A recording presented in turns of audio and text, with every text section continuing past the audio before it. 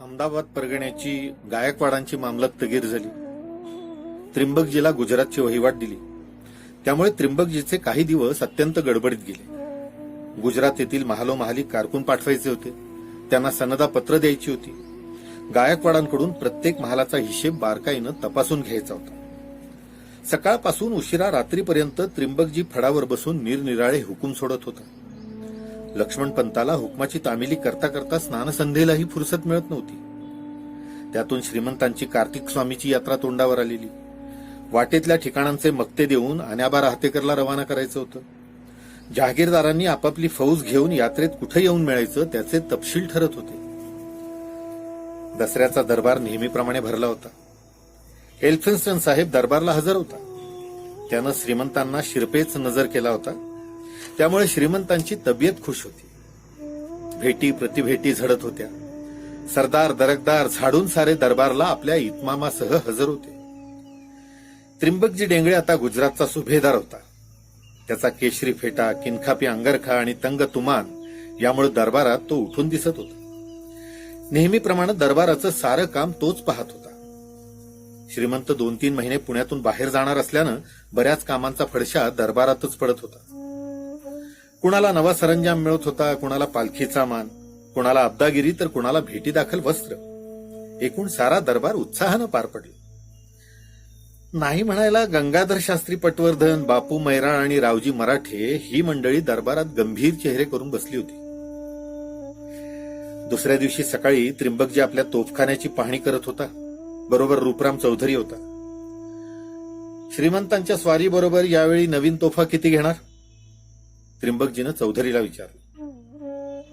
यावेळी चतुरंग सेना बरोबर आहे. आपली आज्ञा झाली तर हत्तींनी ओढणाऱ्या तोफा बरोबर घेण्याचा विचार आहे, रूपराम चौधरी उत्साहानं म्हणाला. शाबास, मोठ्या तोफा जरूर बरोबर घ्या. पिलखान्यात तोफखान्याचे किती हत्ती आहेत? त्रिंबकजीनं विचारलं. सध्या 20 आहेत. 20? फक्त एवढेच? त्रिंबकजीनं आश्चर्याने विचारलं. रूपराम चौधरी काहीच बोलला नाही. पेशव्यांच्या तोफखान्यात तोफा ओढायला फक्त 20च हत्ती? त्रिंबकजीनं पुन्हा विचारलं. आतापर्यंत ही गोष्ट माझ्या नजरेला कुणीच कशी आणली नाही. आपले आणखी 12 हत्ती इंग्रजांच्या दिमतीला आहेत, चौधरीनं सांगितलं. कुणी दिले? त्रिंबकजीनं रागानं विचारलं. पूर्वी गणपतराव पानशांनीच दिलेत. पावसाळ्यात नदी नाल्यातून तोफा ओढून काढायला इंग्रजांच्या घोडनदीवरच्या फौजेत हत्ती नव्हते, म्हणून ते त्यांना दिले होते, चौधरीनं माहिती दिली. तोफखान्यातला कारकून शेजारी उभा होता. त्याच्याकडे वळून त्रिंबकजीनं त्याला हुकूम सोडला.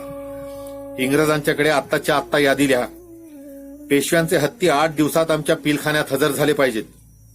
मग रूपरामला तो म्हणाला, चौधरी, तोफखान्यासाठी आणखी 100 हत्ती गोळा करण्यासाठी हिंदुस्थानात कारकून पाठवा. नेपाळच्या राजाला आणि ब्रह्मदेशाच्या राजाला पेशव्यांची पत्र मी रवाना करतो. पाठोपाठ त्या राज्यात तुमचे कारकून जाऊन थडकले पाहिजेत.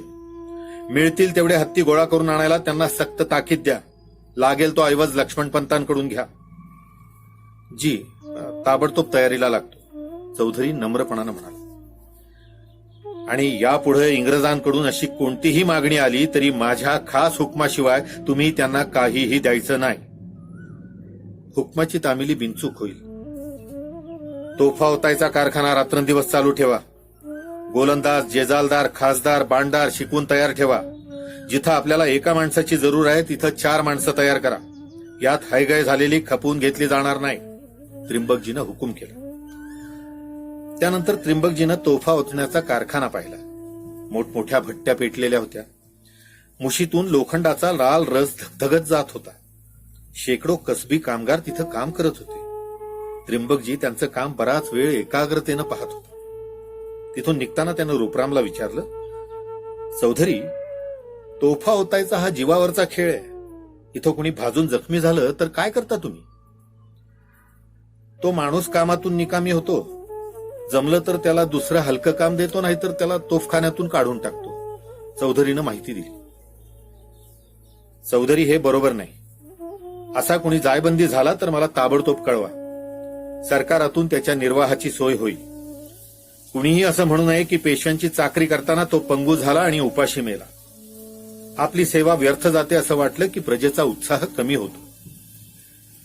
त्रिंबकजीची बदललेली वृत्ती पाहून रूपरामनं बोलायचं धाडस केलं. पाटील, आज्ञा दिली तर एक अर्जी करावी असं मनात आहे, तो त्रिंबकजीला म्हणाला. बोल रूपराम, गोसाव्यांच्या फौजेसाठी सरकारातून अधिक ऐवज पाहिजे काय? नाही पाटील, मला अर्जी करायची होती पानशांबद्दल.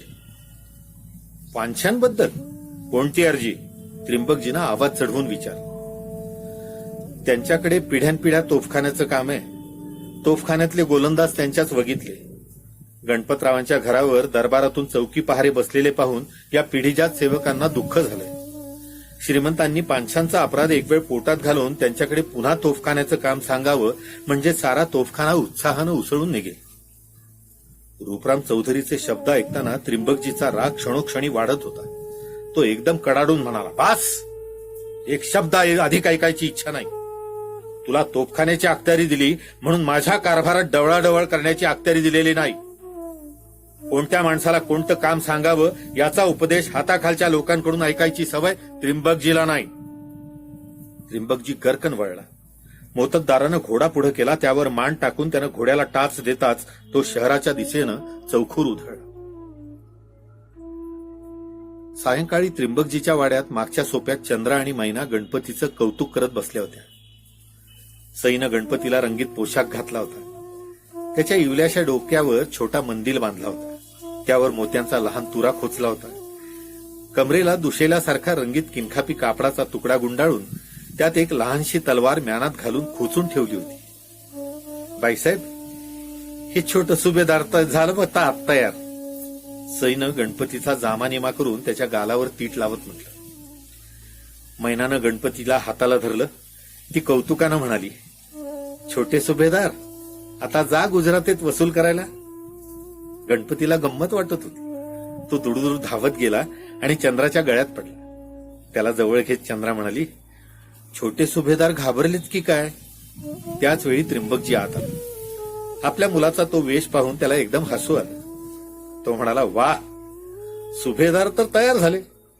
आता त्यांच्या मातोश्री करता पालखी मात्र पाहिजे.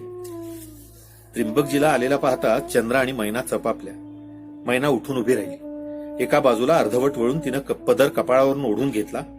पदर हातात धरून तिरप्या नजरेनं त्रिंबकजीकडे पाहत ती म्हणाली, धनी सिकंदर असेल तर पालखीला काय कमी आहे?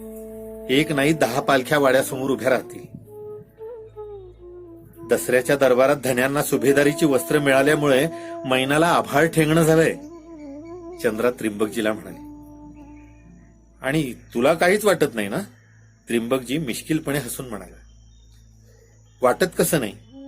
कुणी बोलतं कुणी बोलत नाही, पण वाटायचं ते वाटतंच, चंद्रा समाधानानं म्हणाली. म्हणून गणपतीला आतापासून सुभेदारीची वस्त्र चढवलीत वाटतं. त्रिंबकजी गणपतीला हाताला धरून चालवत म्हणाला. पण ही वस्त्र तुम्हाला जशी भुरळ पाडतात तितकी ती आम्हाला मात्र भुरळ पाडत नाहीत. त्यातले काटे ती घालणारालाच ठाऊक. होय, बरी आठवण झाली, चंद्रा एकदम म्हणाली. सासूबाईंनी आपल्या घरच्या देवांवर आज मुद्दाम अभिषेक करून घेतला. त्यावेळी अभिषेक करणारा ब्राह्मण सासूबाईंशी बोलताना मी ऐकलं. असं काय म्हणाला तो ब्राह्मण? त्रिंबकजीनं मुलाशी खेळत विचारलं. तो म्हणाला, ही सुभेदारी एका ब्राह्मणाकडून काढून ती श्रीमंतांनी आपल्याला दिली आहे. कुणातरी शास्त्र्याचं नाव घेतलं त्यानं. त्या शास्त्र्याच्या घरी म्हणे दुःखाचा डोंब उसळलाय. खरंय हे? समज हे खरंय, मग नको बाई ती आपल्याला, चंद्रा म्हणाली. तिनं गणपतीला एकदम जवळ ओढून घेतलं. जणू काही अशुभ घडणार अशा धास्तीनं ती पुढे म्हणाली, ब्राह्मणाच्या तळतळाटानं कधी कुणाचं चांगलं व्हायचं नाही. असलं पाप आपल्याला नकोच. त्रिंबकजी मोठ्यानं हसला. चंद्रानं त्याच्याकडे पाहिलं. चंद्रा, तुम्हा बायकांना ही राजकारण समजायची नाहीत, पण तुझ्या समाधानासाठी सांगतो, ती सुभेदारी ब्राह्मणाची नाही, बडोद्याच्या गायकवाडांची आहे. आणि ती खुद्द पेशव्यांनी मला सांगितले. आता झालं समाधान? त्रिंबकजी चंद्राला म्हणाला. हेच मी थोरल्या बाईंना सांगितलं, मैना मध्येच म्हणाली. त्यावेळी त्यांची खात्रीच पटत नव्हती. मला सईनं सारं सांगितलं होतं. सई आता पावतो तिथे एकाच बाजूला उभी होती. तिचं नाव निघताच ती हलकेच तिथून बाहेर सटकली.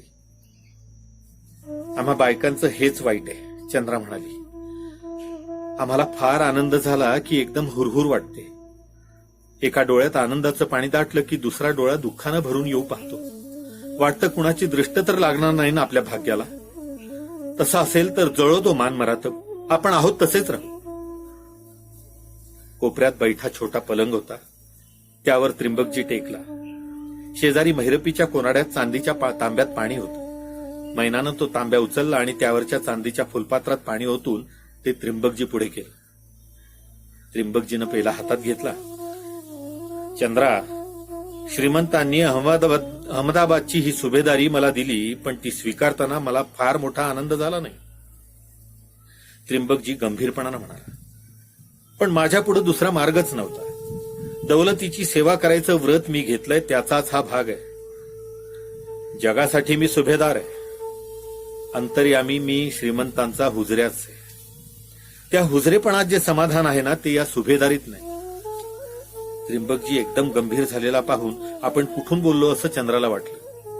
ती बळेच हसून म्हणाली, मी सहज म्हणाले, पण ते काहीही असलं तरी आम्हाला आनंद झाल्याशिवाय थोडंच राहणार.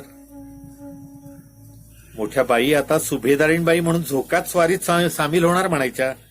मैना चंद्राला म्हणाली, श्रीमंत लवकरच डेरे दाखल होणार असं सई म्हणत होती. त्रिंबकजीच्या चर्येवर स्मित उमटलं. त्याची विचारमग्नता दूर पळाली. तो म्हणाला, मैनाचं हेर कात मोठं जबरदस्त दिसतंय. सई म्हणजे दुसरा बयाजी नाईकच. मग सांग मैना, कार्तिक स्वामीच्या यात्रेत आम्ही श्रीमंतांबरोबर सडेत सामील होणार की कुटुंब कबिला सकट? अशी आमची नेहमी चेष्टा केली तर माणसानं बोलावं तरी कसं? मैना त्रिंबकजीकडे पाहत लाजून म्हणाली, बर, चेष्टा राहिली. आता सांग, तुला काय माहितीये? थोरल्या बाई आपल्याबरोबर स्वारीत राहणार आहे. साफ चूक. यावेळी मी सडात जाणार आहे, त्रिंबकजी म्हणाला. चंद्रा मैनाचं बोलणं गमतीनं ऐकत होती. ती एकदम चमकली. ती आश्चर्यानं म्हणाली, हे काय? आपण मला बरोबर न्यायचं वचन दिलं, ते इतक्यात विसरलात? विसरलो नाही चंद्रा, तेच सांगायला खरं म्हणजे मी आत्ता आलो होतो. पण तुमच्या छोट्या सुभेदारामुळे मला त्याचं घटकाभर विस्मरण झालं खरं. आता काय ठरवलं? चंद्रानं काकुळतीनं विचार. यावेळी श्रीमंतांची यात्रा नेहमीप्रमाणे नाही. त्रिंबकजी चंद्राची नजर टाळून म्हणाला, पेशवे आपली चतुरंग सेना बरोबर घेणार आहे. माझी फौज घेऊन मला त्यात सामील झालं पाहिजे. फौज बंद होऊन स्वारीत जाणार असल्यानं मी सडात जायचं ठरवलंय.